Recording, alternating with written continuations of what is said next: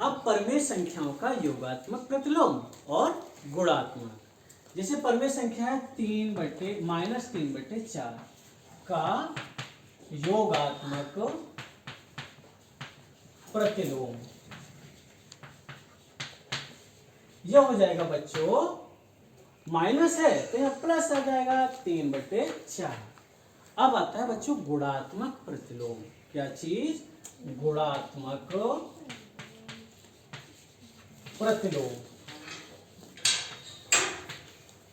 देखिए 6 का गुणात्मक 5 लिख दिया हमने। 5 का गुणात्मक प्रतिलोम होगा 1/5, यानी इन दोनों का गुणा करो तो 1 आ जाएगा। ऐसे ही 7/8 का गुणात्मक प्रतिलोम कितना होगा? 8/7। कितना होगा बच्चों? 8/7। इसके बाद आता है परमेय संख्याओं में बच्चों भाग कैसे देते हैं।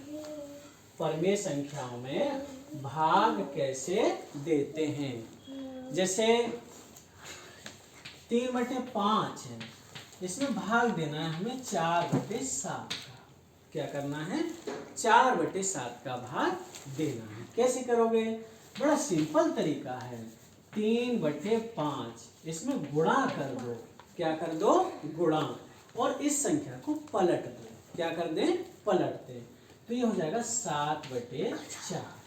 अब बच्चों कोई ऐसी संख्या जिससे कट रहा हो? कोई दोनों संख्या ऊपर नीचे की कटती हो? कोई नहीं है इस सवाल में।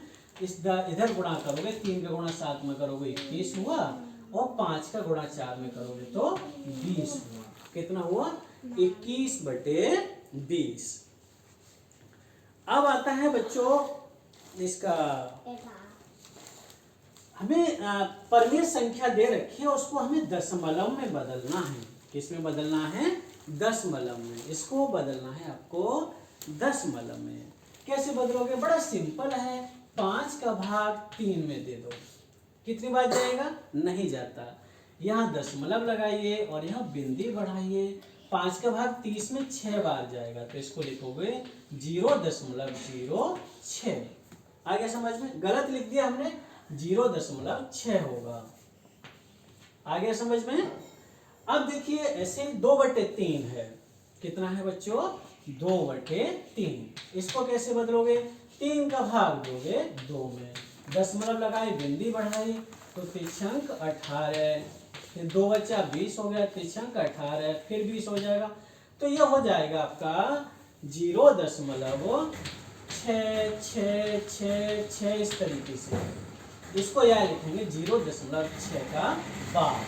एक ऐसे रेखा खींच देते हैं, उसको हम बार बोलते हैं, और इसका एक बोलते हैं अनंत आवर्तक। क्या बोलते हैं? अनंत आवर्तक।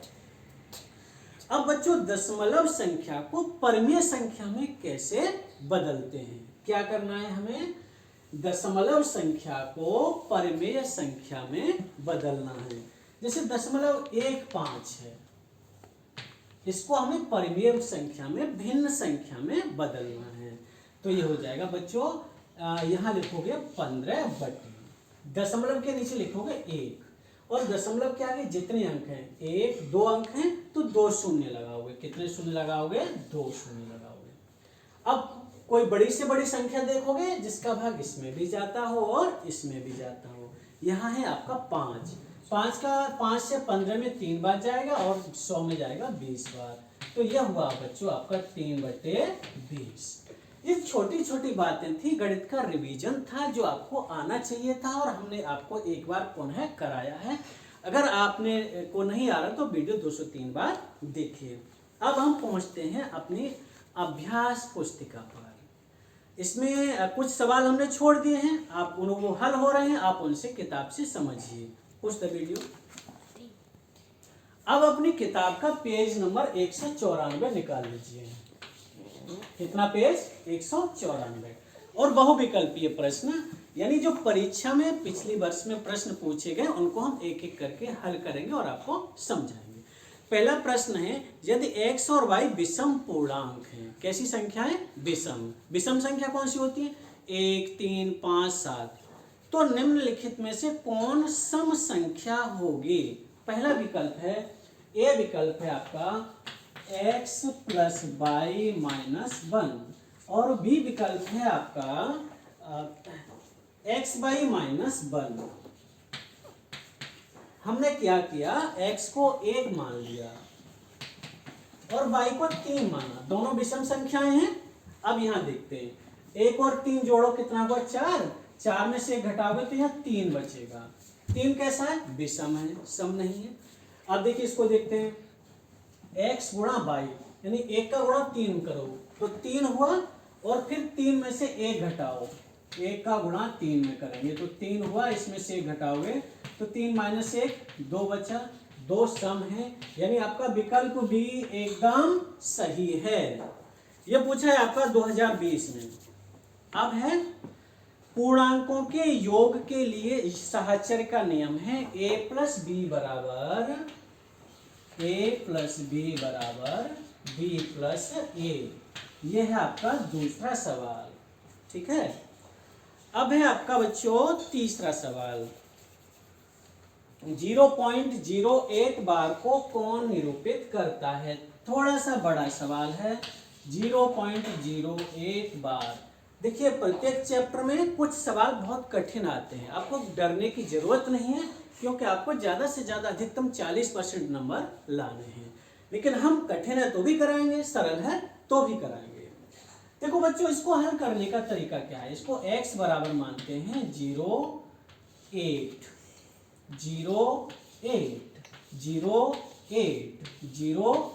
इस तरीके से हो गया है, ठीक है। अब दूसरा तरीका इसमें 100 से गुणा करेंगे। बच्चों किससे गुणा करेंगे, 100 से गुणा करेंगे तो यहां हो जाएगा 100x और यहां आ जाएगा 8.0808। अब क्या करेंगे, घटाएंगे बच्चों, क्या करेंगे, घटाएंगे। तो 100 में से x, 100x में से x घटाओगे तो बच्चों 99x हुआ, ठीक है। और 8.080808 में से 0.080808 घटाओगे तो 8 बचेगा बच्चों, कितना बचेगा 8। तो x बराबर आपका आया कितना, x बराबर आ जाएगा 8/99। कितना हुआ बच्चों, 8/99, यानी सी विकल्प आपका सही है। कौन सा विकल्प सही है आपका, सी। आगे वाला प्रश्न है, दो संख्याओं का योगफल